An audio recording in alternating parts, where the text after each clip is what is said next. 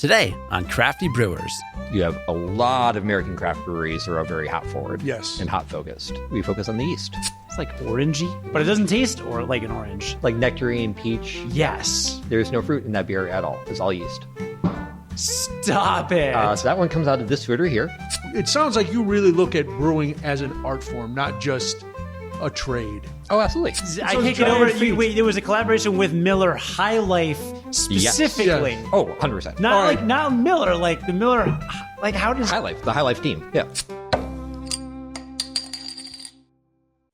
Welcome to Crafty Brewers, Tales Behind Craft Beer, the podcast that will increase your enjoyment of craft beer and, more importantly, the people who make it. We've traveled to the Lincoln Park neighborhood of Chicago to go from grain to glass with John Laffler. He's the co-founder and head brewer of Off Color Brewing. We are in the Mousetrap, their tap room here on Kingsbury. We are going to share the stories that make each brewer unique. I'm beer drinker and hellraiser Brian Noonan, and all my opinions are strictly my own for good reason. Behind the camera is our executive producer, Cody Gough. Cody, what is exciting you about being here at Off Color? Well, we're going to find out how they make such a good saison. Actually, a lot of good saisons. Actually, a lot of good beers, just generally. Do you want to try again? No. Oh. No, I want to say it exactly like that.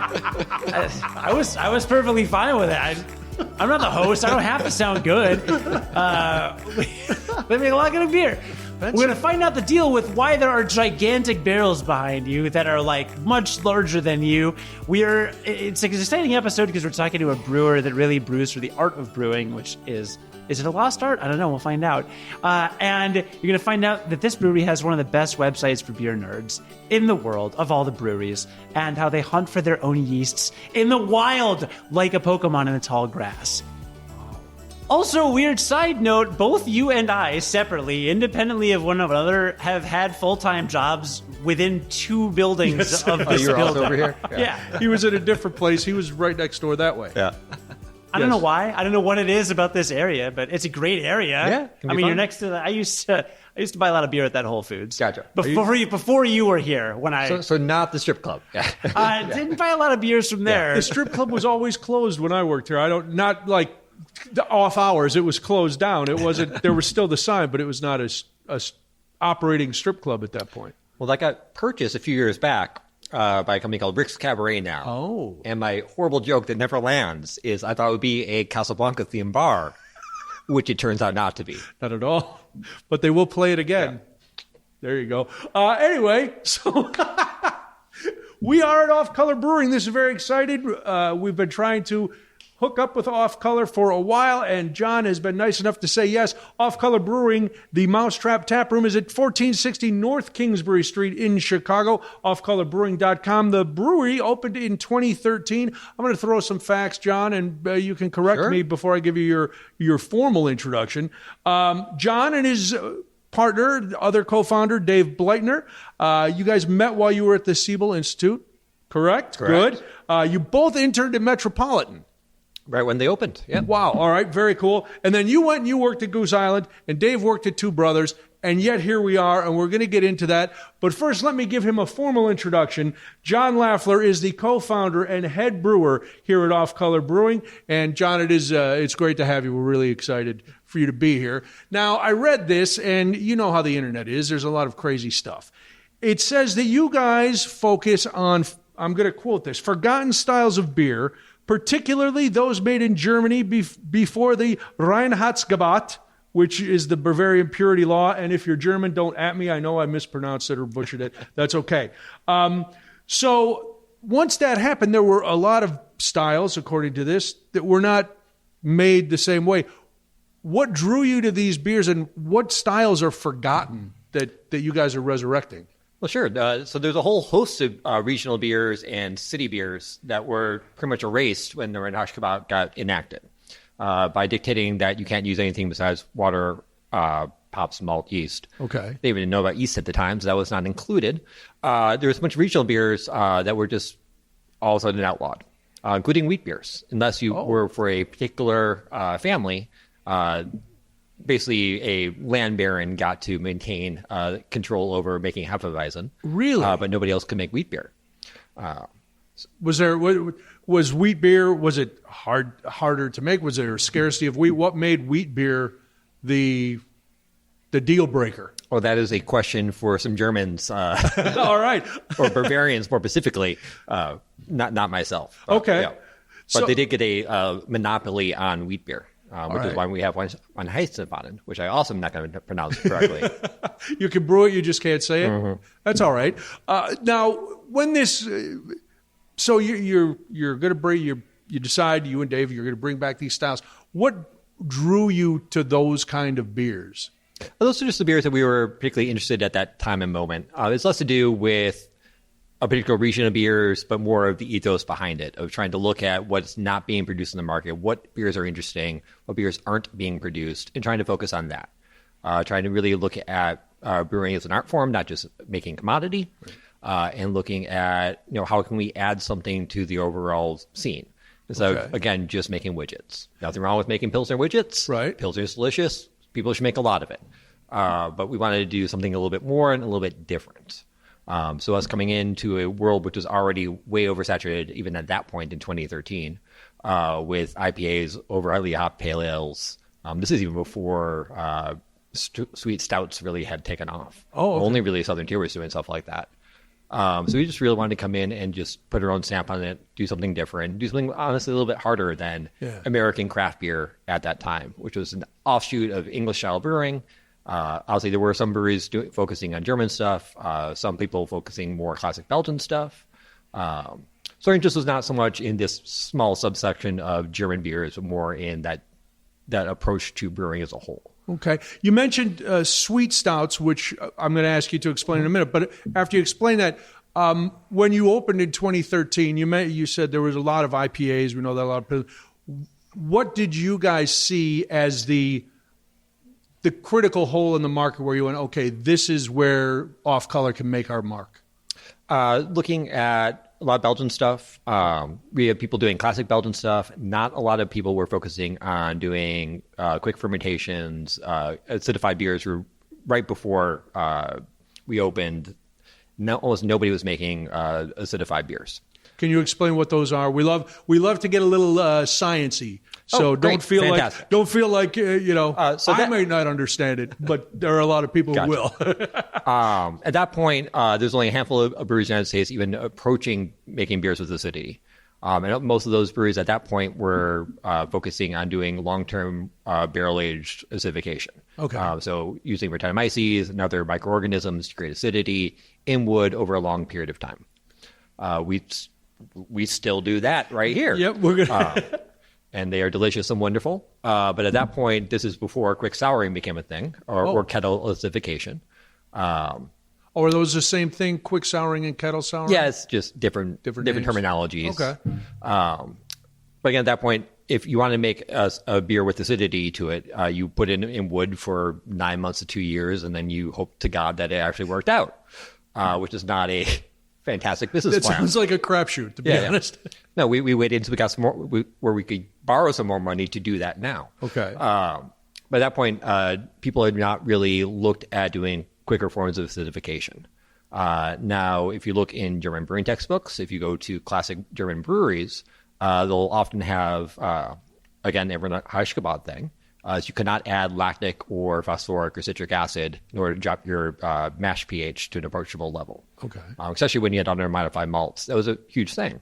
So the only way to do that would be to be within the realms of the Reinheitsgebot, was either to use acidified malt or acid malt. I believe in German it's called sour malt. Okay. Or you had to make an organic form of lactic acid, which is not an exogenous form of lactic acid. How do Germans do that? Well, they use a bioreactor. Okay. So you basically make a low-gravity version of unhopped wort, something like 5, 6, 7 Plato. It doesn't need to be much. You put it into a tank with lactobacillus. It does this thing very quickly. You hold it at 50 C-ish. I think they're doing it 42, but this is ages ago. I was not expecting to be talking about this level of detail. Right. But you hold it warm, but not hot. The lactic acid eats the simple sugars in there. They create lactic acid. You can then take that acidified wort and you can put that into your mash tun to adjust your mash pH. Okay. And still be within the realms of Reinheitsgebot. So they would do that just for mash pH adjustment in pilsners or any other form of beer. Well, if you taste that sort of wort, it's just soured beer. All right. And it, especially depending on the strain of lactic acid producing bacteria that you're using, it can either be really yogurty and kind of unpleasant, almost like a tomato soup if it's really awful. Yeah. But again, if you're using it for just pH adjustment, it's such a minuscule amount, it doesn't matter. But if you're focusing on it as a flavor aspect, you can find a strain of lactobacillus, which performs the way that we need it to perform, does it very quickly, and gives us a light, spritzy, lemony acidification or acid beer. We then use that in a beer we did called Troublesome, which was one of the first 2 beers that we opened with. So that is a Goza, and this is again before Gozas had their moment in the sun. The dark ages of 2013. I know. Kids, get a calendar. Yeah. It's far away. But this is much before that happened, before the rise of fruited Gozas came after that. And then there's a bunch of Berliner Weisses and overly fruited Florida-style Berliner Weisses, which honestly were just trash and garbage. You had a lot of people after that started doing, what they called wild beers, which are just... Yeah, I've heard that, and that's one of those things that's kind of risky, right? If you're doing wild beers, the yeast, or can't that infect your whole brew house? Yeah, so a lot of these wild organisms, and we still use quite a bit of them. That's why we had this whole facility, which is several miles away from the other one. There you go. They're wild organisms, so they are not as easily killed off as a domesticated strain of Saccharomyces. A lot of these can form what's called spores or sporulate. So they form a really hard shell, which is resistant to normal brewing cleaning chemicals or sanitizers. And they're also very flavor active. So a very small amount of cells can have a huge outsized flavor impact. So if you have a little bit of lager yeast that somehow makes it into nail fermentation, it's not going to do much. Right. And it's horrible practice, and it should not happen, and you really messed up somewhere for that to happen. But if it were to, and you didn't also have pectinatus or some awful other beer spoiler come along, it's not going to run havoc in that fermentation. Okay. If you have a little bit of Brett or Brettanomyces go into that same fermentation, all of a sudden you have a much, much different beer than you're intending to make. Now, whether or not you have the marketing savvy to turn around and convince people that was what you did on purpose is another That's what we question. wanted to do. But for those of us who are focusing on making those type of wild beers in a proper, in my opinion, proper and traditional format, being respectful of the beers and the people who, for generations have made these, a lot of Belgians I now know, it really rubbed us the wrong way when you have people turning around and trying to sell a 750 of quick acidified beer, which takes 9 days to make. Okay. Add too much fruit for it just because people like fruit beer. Then turn around and try to sell that for $25, where the rest of us being about 15 people, right? The rest of us have spent all this time, money, effort to learn how to make these beers, put them in wood, wait for a long period of time, take all the risks of overhead, end up dumping 15% of it because the barrels just don't work out. Okay. Then blend them all together, then package it, and then try to sell it for $20. It really killed that market. How do you educate people then if they're used to this other stuff that's not up to par with the traditional methods and it's not the real product? How do you educate them to say, "Oh, all right, I got to drink this stuff from Off Color because that's the real deal"? Well, and I mean, not even just us. Well, whoever else. But people who are focusing on making beers in that mindset. Well, we're going to shine a light on you, John. Yeah. But the way that we do it, and the way that, in my opinion, it should be done, which is why we do it that way, is by being really open and honest about our process and trying to talk about the techniques, the microorganisms, the ingredients, how we make it, and show people this is how we do it. If you look on our package, I love getting emails from homebrewers being like, I'm really curious how you make this beer. Everything you need to know is on the side of the bottle. That's what I love about your website. We'll take a little sidetrack. That when you click on a beer, you get that beer's whole story. You get what the ingredients are, you get the style, you get what it's supposed to be, how you guys brewed it. Sometimes there's a nerd fact on there, like on Apex Predator, there's a nerd fact. You really do give all the information somebody, even if they're only casually interested, they're still going to know about the beer they're drinking. Yeah, we often have more of an issue having to put less information out there because you see people's eyes roll over when you talk about like, different strains of lactobacillus and how they operate differently. People are like, cool. Yeah.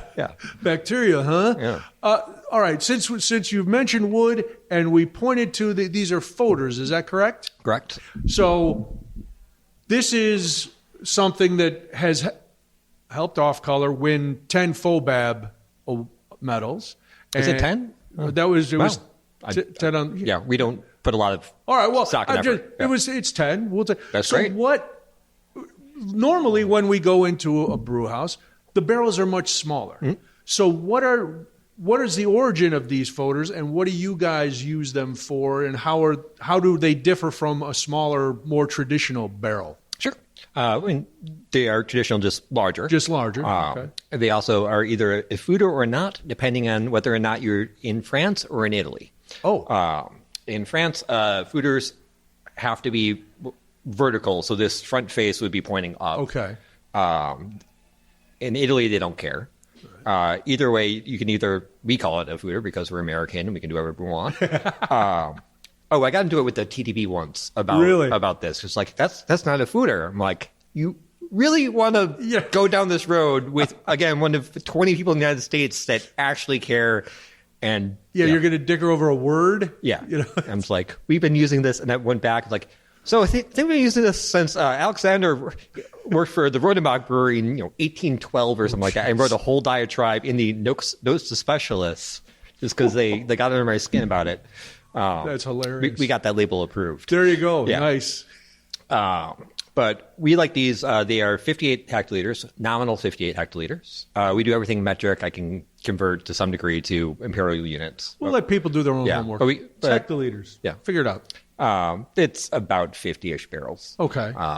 The conversion factor is 0.85. But not only 58 hectoliters or so, they're all handmade, so they're not an absolute volume. That's why it's a nominal value.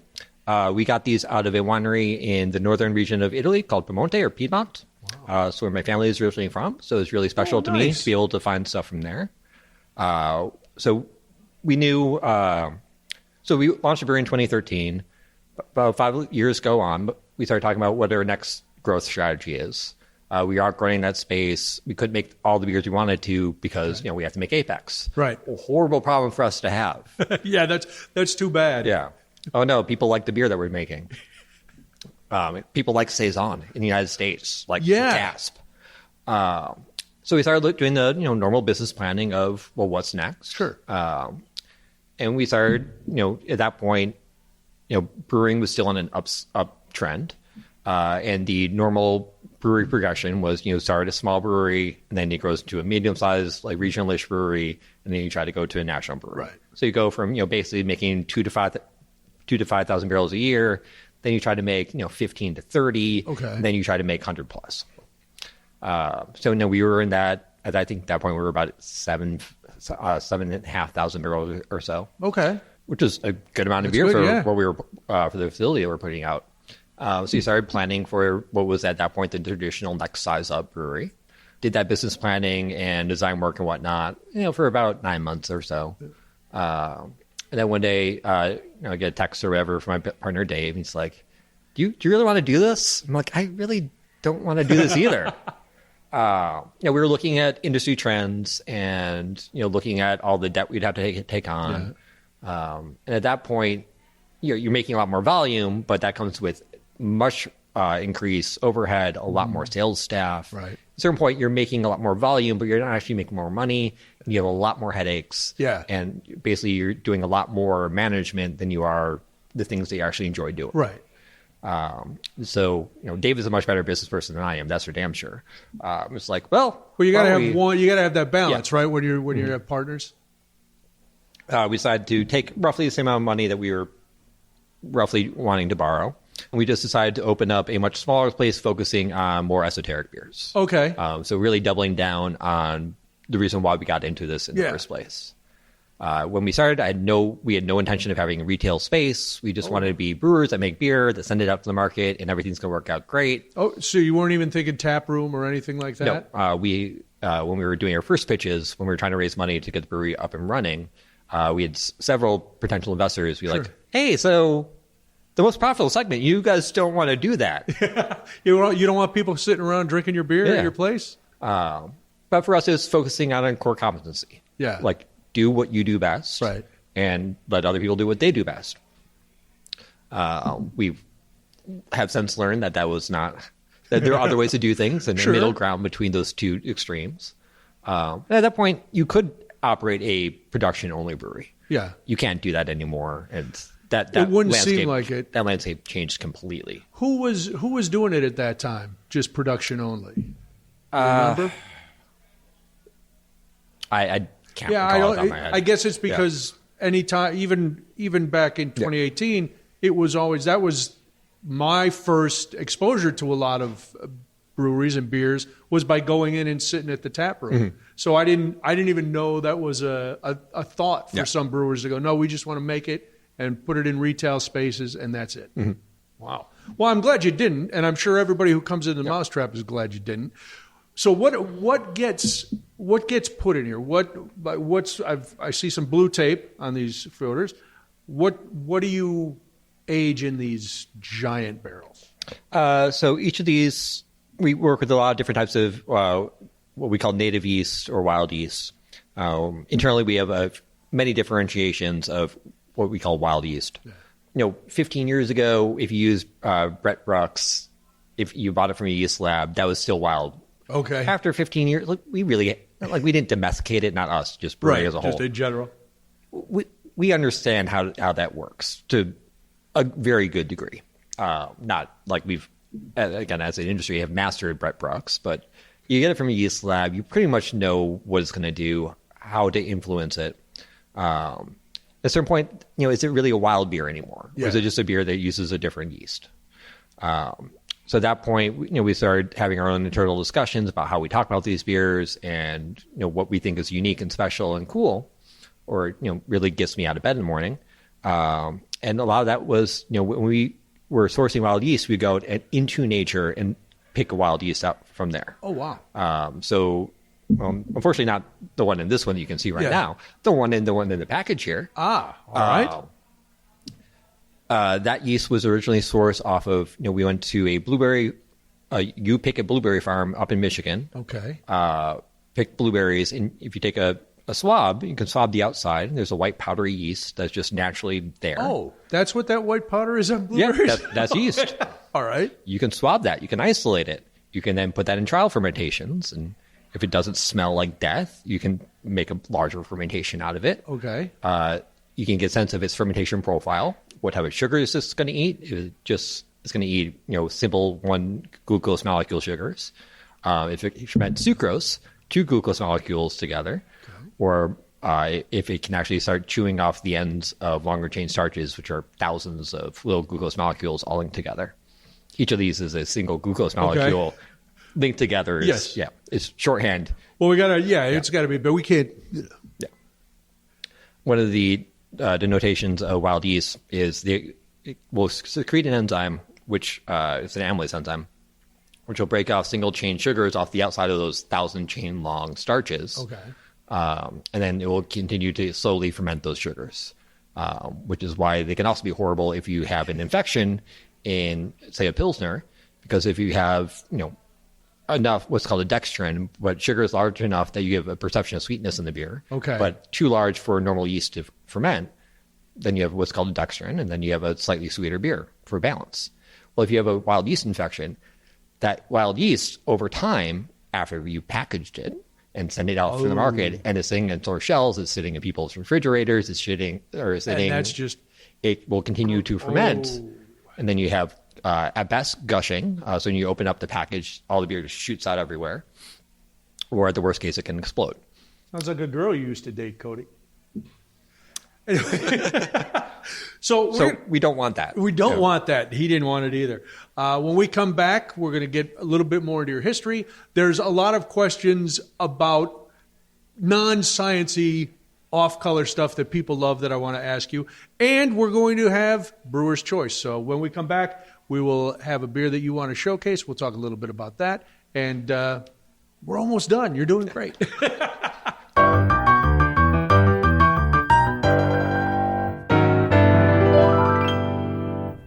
We're back at Off Color Brewing. We are in the tap room, the Mousetrap, on Kingsbury in Chicago. It is in the Lincoln Park neighborhood. offcolorbrewing.com is the website, and my guest is John Laffler. He is co-founder and head brewer here at Off Color. Before we get into the beer that you brought us out to try, I wanted to ask, I read a quote from you that said, some people have told you that you make beers that are pretty, which to me conjures up art. And just the way you've been talking about how you approach brewing, do you see that an intersection between brewing and art? Or do you not do you consider yourself an artist, because that seems, there's some maybe a ego little there. too much. Yeah. But do you it sounds like you really look at brewing as an art form, not just a trade. Oh, absolutely. I mean, it is also a trade. True. But I do think how one approaches it is, you can either transcend it simply being a trade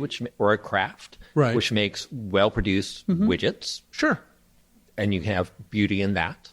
If you go to particularly large breweries, like I got to go to Miller once and get like the way behind the scenes tour, and it is absolutely outstanding. It's a thing of beauty just to see those sort of assembly line manufacturers approaches to brewing.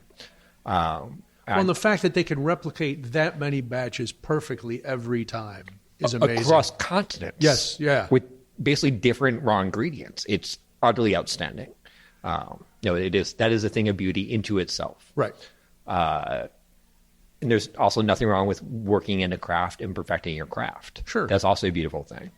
However, in my opinion, if you're trying to push into the artistry aspect of it, you need to be expressing an idea or creating an emotion in somebody else. Okay. Otherwise, because that's, in my opinion, what the purpose of art is in order to express in a kind of rotund way. Okay.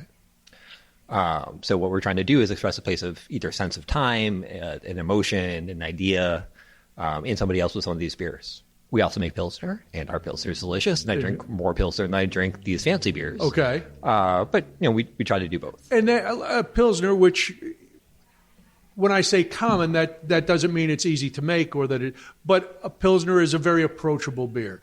And to your point, a really good Pilsner brings the emotion of happiness and comfort. And so even in a beer that may not seem as exotic, the art is still part of it, right? Absolutely.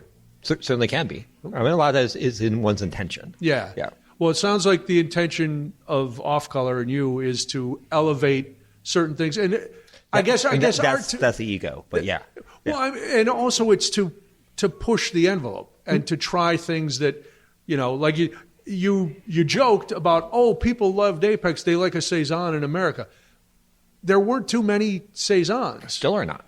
Yeah. So, it's a great beer. I love it. That's why I'm drinking it. No, thank you. But it's, there's that extra thing that sets certain brewers apart from good brewers. There's good brewers who are doing, like you said, make a perfect widget.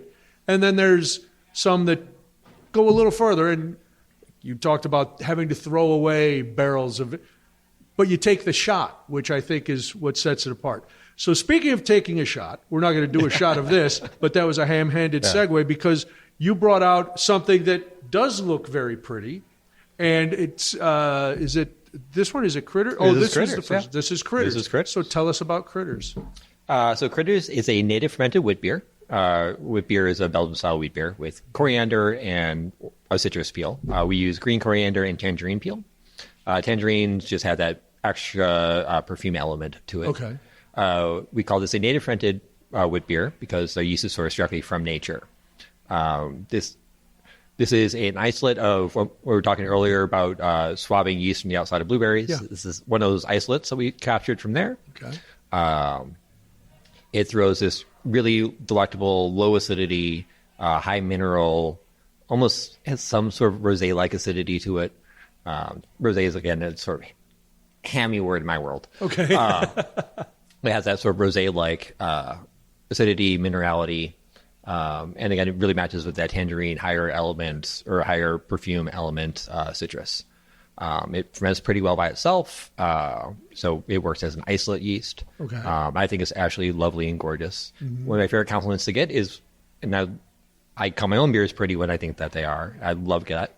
My other favorite compliment to get is from customers at the bar who's like, I don't really like beer. I'm like, well, perfect. You're in the right place.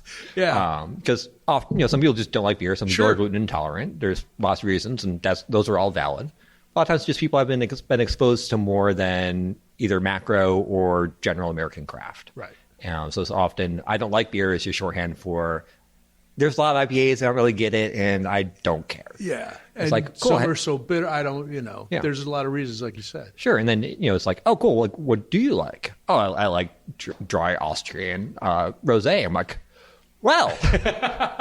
What do you know about that? Yeah. Let's go into it. You can find commonplace and a commonality, and you really can open people's eyes to what the world is, how much larger the world is than often we know. This does have a crispness at the end that does remind me, and I probably wouldn't have made the connection had you not said it, but it does have that wine crispness toward the end of it, and that's from the yeast, right? It's from the yeast. Not a lot of that.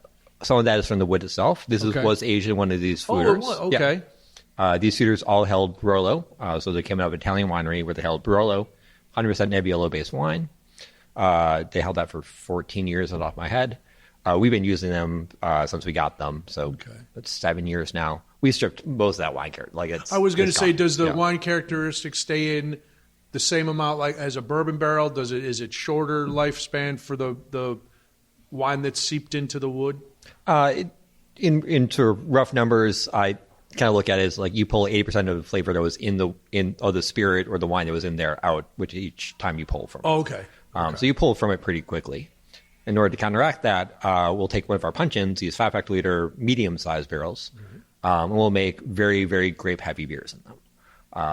We can then blend that very, very grape-heavy beer in order to get that sort of wine character back into the wood that we're pulling out of the larger foeders that have now lost a lot of that wine character just because that was in the other beers that hopefully you enjoyed. So is it an easy sell when you were trying to convince someone like the example customer that you used who doesn't like beer but they like a rosé? Are most people who come in to Off Color realizing that it's going to be different? You're not going to get like your macro beers here. You're going to try something different, or are they still a little hesitant? Once you get a beer in front of somebody where they can try it and sample it, it's much easier. Once you get to try something, definitely. I get how different this is than something else. There are a couple things I want to get to, and one of them is the Beer 4 series. Where did that come from? It seems, it's been going on for a long time. What was the first one, and what was the inspiration for the Beer 4 tacos, baseball, lounging, whatever? The original Beer 4 was probably back in 2015, 2016 or something like that. It was Beer for Tacos, not what became the beer that we sell now is Beer for Tacos. It may have been. I actually don't recall. Okay. And that's a Goza with lime and salt, right? Yeah. Okay. Yeah. That was actually probably the first iteration of that as well. Again, this is a long time ago. It's a long time ago. I don't recall. A lot of beers since 2015. But we were working with a restaurant here called Big Star, which is an awesome little taco spot. Well, not little, but right. Yeah. Very well regarded, well-known place over in Wicker. And I was great friends with most of the people that worked there. Our original GM here at Mousetrap also was a GM over at Big Star. And we were going to be basically trading beer for tacos. So it was less of a pairing, more of a transactional. I see. Yeah. Okay. Yeah. All right. But that sort of was the genesis of the idea. And, we get really flighty and really deep in the weeds sometimes with our sort of esoteric, weird, sophisticated, elegant, pretty, whatever you want to call them, beers. Yeah. And it's nice to have a complete counterpoint to that sometimes. It's like, I'm having Thai food. What should I have with it? Well, beer for Thai food. Beer for Thai food. Yeah. It takes all the guesswork out of a consumer to try to figure out what to pair. You can't always drink the same beer. I mean, you could drink the same beer with everything you eat, but it's nice to have that. Yeah, and we take ourselves too seriously lots of the time, so it's nice to have not taking ourselves seriously. Well, obviously that first one must have gone over very well for you to keep the series going. Sure. Is there ever a point where what's the next beer for going to be? Oh no. No, you got a list? I get texts still constantly, really? daily of beer for camping. I like to camp. I'm like, great. What's that going to be? Yeah. Kind of a stout with marshmallow and chocolate? No, we already make that one. Yeah. You may? Oh, that's right. Yeah. We get pitched a lot of ideas for that. The fun part is coming up with the actual concept for the beer, not the name. Right. Yeah. So how do you pair with it? So we have a beer for hoops. Okay. It's not my. I think the concept is great. So it is American cream ale. So it's basically beer for all games. It's American cream ale with peach added to it. Oh. Because original hoops Peach were basket. peach baskets. Okay. I'm like, oh, here's an interesting, unique idea. Here's a fun little tie-in. Yes. And there's a reason for that. Makes sense. Like, that's the fun part of it. So which comes first, the name or a recipe, and then you try to figure out what this recipe would pair best with, and then you pull from all your texts and emails and go, oh, it goes well with this. Yeah, it's gone both ways. Okay. So there's not a one way to do it. Yeah. We've gotten both ways. Is there a style of the forgotten beers that we talked about at the very beginning that you haven't tried yet and that you're eager to try, or have you pretty much hit all the ones that at the beginning of Off Color you would set out to brew? I think we're just in a different phase of our approach to brewing now. It's less about what were other people doing. Now it's like, what do we want to do? Yeah. So I think we hit that turning point when we open up Mousetrap. Yeah. So not really looking in the past as much as we're looking in the future now. Okay. Speaking of Mousetrap, what's the deal with the mouse? The little mouse is everywhere. I don't know if it's a male or female mouse, so I don't want to say she or he look very nice. It's adorable. Where'd the mouse come from? Sure. Why Mousetrap? Yeah, because Unless you're going to tell us the building was infested when you bought it, and then we're going to. Yeah. The hackneyed joke is the only creature in the brewery more often than we are the mice. All right, fair enough. The more accurate answer is my mother was a children's librarian. Oh. Children's books are important to lots of people. Sure. They're a large part of my life, as they are for lots of people, just for a little bit longer than usual. Yeah. I love the illustration style, which is also why our branding is such, Yep. or illustrations are such. And really wanted a character we can tell stories with. Especially, I really miss having 4-pack and 6-pack carriers, and then bottles, and then a mother carton, because you had 3 different iterations where you could tell a story over time with the package design. Wow. Stopped doing that because it's ungodly expensive to design 3 separate items and then have to manage inventory levels Yes. of such. Everybody wants chapter 1. Nobody wants chapter 3. But we were looking at, sort of spitballing different creatures that we could use. It's like, we'll use a chameleon because we're off color and we don't use color in our design. So it's funny to have a thing that can change its color. Yeah. It's like, I don't think we should try to sell beer with lizards. Fair enough. Yeah. But we just sort of landed on a small, cutesy little mouse. Its name technically is Mischief. And yeah, that's There you how go. I got a mouse. The mouse. When we were building out here, Mousetrap, or what we now call Mousetrap, Right. we just, deliveries were going to the wrong place, and we needed to have delimitation between the two. Yeah. So I started calling this place Meowtown just internally, having no intention of that being a name. Oh. It's like, hey, send it to Meowtown. I also like cats. And I get a panic call from my business partner Dave once. He was like, hey, this is months into build out. We broke ground. We poured concrete. Like, we're figuring out where to put the sinks behind the bar. Like, this is... It's ready. It's going. It's going. It's like, we're not like building one of those like cat cafes where people come and hang out with cats, are we? Like, I hadn't thought of that. I saw the look of fear in his eyes. Like, no, like Meowtown's just an informal name. Right. We had the initials MT, and then with the mouse, it just became Mouse. Yeah. Okay. Yeah. Wow. Yeah, that would have been a whole different place. Just sitting in here with cats, drinking beer. I don't know how cats. I don't know. Would they fit back here? Probably. I mean, they're small. They are small. Yeah. And yet, I know there's a mouse on the thing, but apex predator is a gigantic lion because lions are, of course, the apex predator. Yep. That beer, as you mentioned, wildly successful from the start. What is it, or what was it, do you think, that made a dry hop saison pop with this market? Nobody was doing it. Okay. Or very, very few people were doing it. Saisons are beautiful, they're wonderful, they're gorgeous, they're elegant, they're sophisticated, they're dry, they're nuanced. All sorts of wonderful adjectives you can put here. Yeah. And people don't do it because they think they don't sell well. We just thought that, well, no one else is doing it. Let's do one. Let's do one. Also, we don't make IPAs. We're not a very hop-focused brewery. So it's also, I guess, kind of cheating that our popular beer is the hoppy one. But when we look at it, when I look at it, it's our response to hoppy beers. The yeast characteristic is the most dominant aspect of that beer. Okay. It's super perfumey, not like super, but it's high perfume. It's very like juicy fruit gum, bubble gummy. We match that with a type of hops called Crystal, grown out in Oregon, which are fantastic. They also have that sort of bubble gummy, not as perfumed, but there's a higher, almost like a peach note to them. Yeah. And then another hop called Sterling. But even in if you took the same hop profile, hop build, dry hop schedule, you put it into a traditional American pale ale, it would be a nice pale ale. Okay.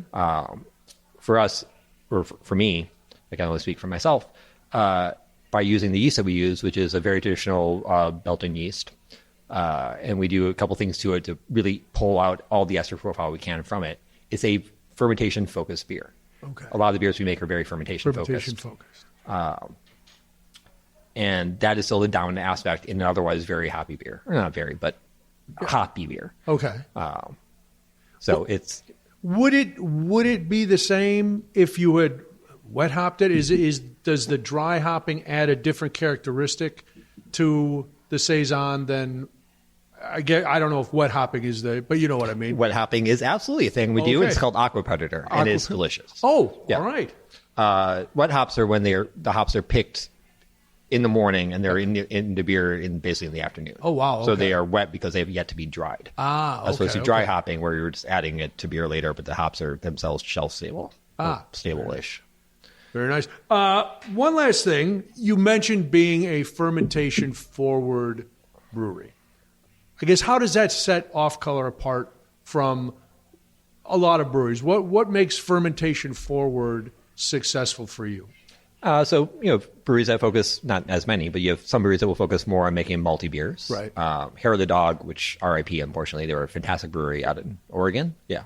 They were in Portland. Pretty sure they're in Portland. We went for barley on lawns and such.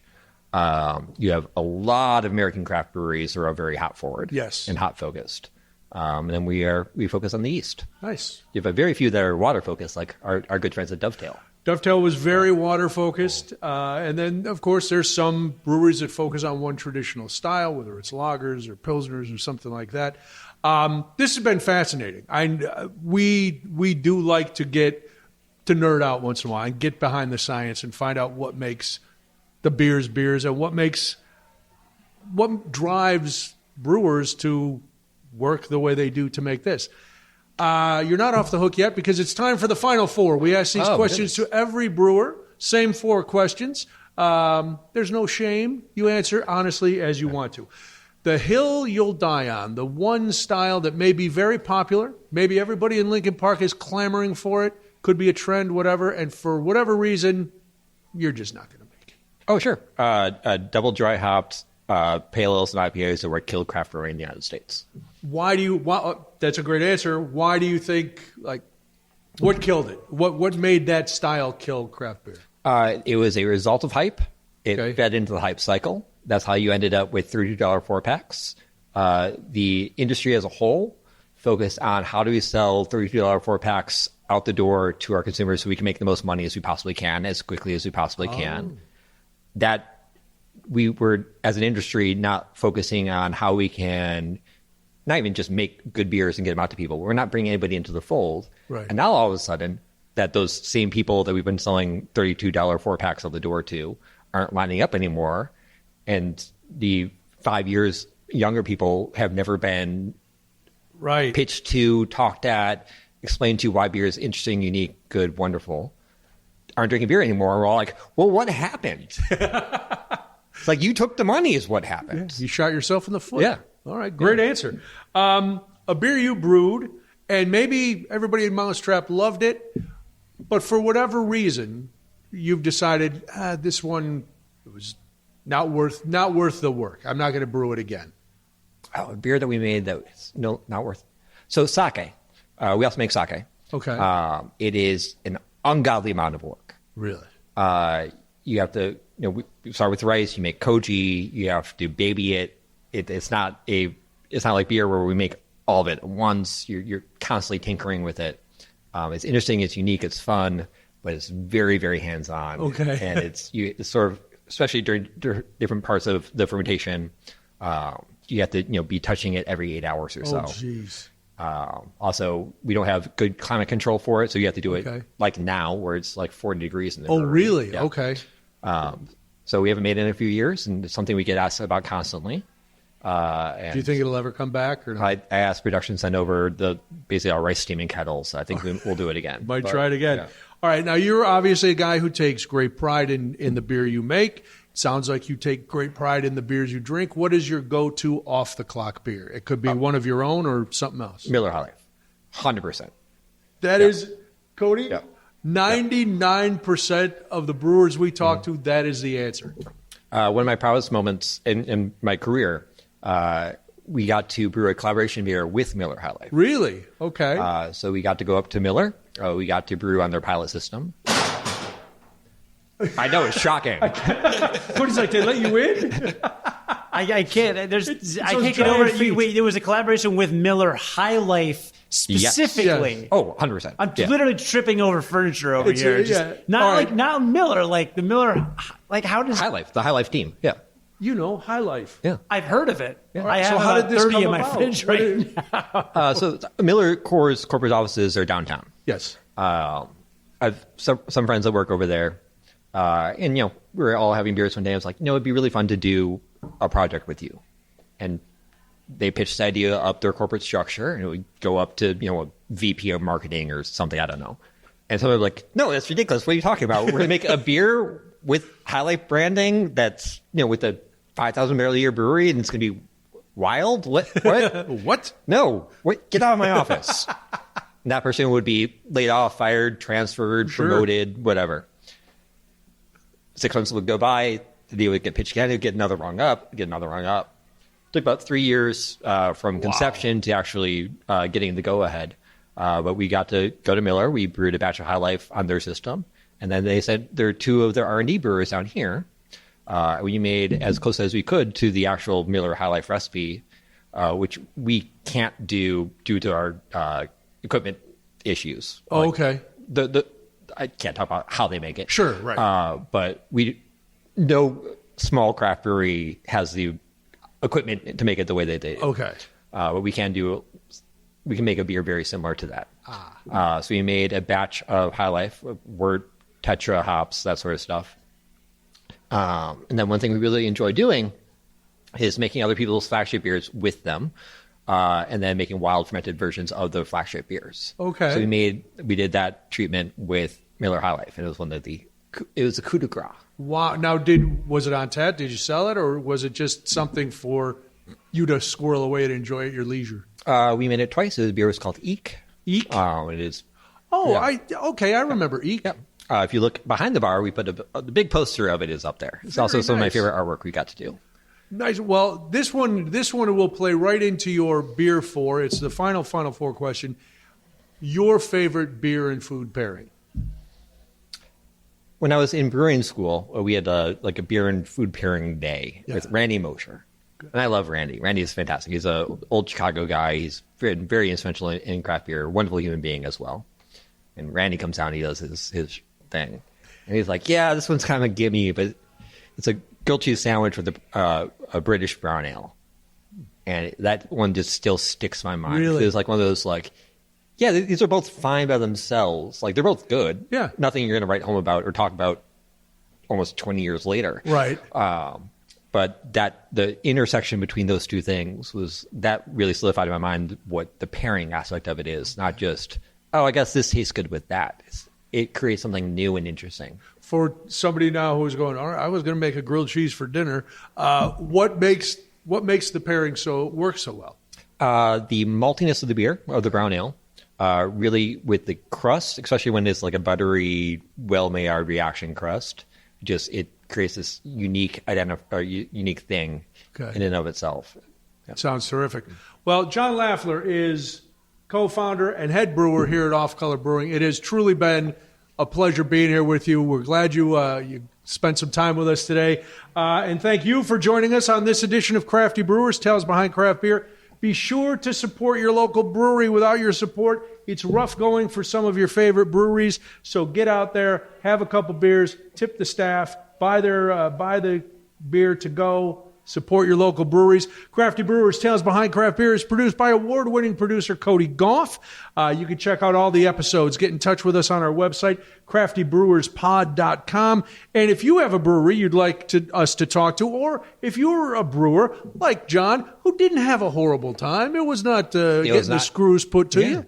No, that was off screen. Yeah. So, all right. Yeah. Well, there's always a little spat off. I mean, I knocked some furniture over, but that's that wasn't furniture. He was Cody's tearing stuff up in here. We apologize in advance.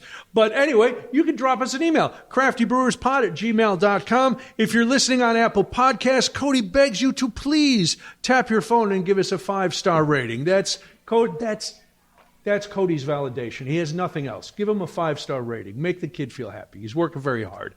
Thanks again to John Laffler from Off Color Brewing for joining us. Thank you, John. I'm Brian Noonan. Cheers. Cody, any last words? Yeah, this miscellanea is delicious. Ooh. Thank you. It's like orangey. Yeah. It's like, but it doesn't taste like an orange. It's just very, like nectarine, peach. Yes. There's no fruit in that beer at all. It's all yeast. Fermentation forward, Cody. Pay attention to the show. Stop it. The magic of yeast. Stop it. So that one comes out of this foeder here.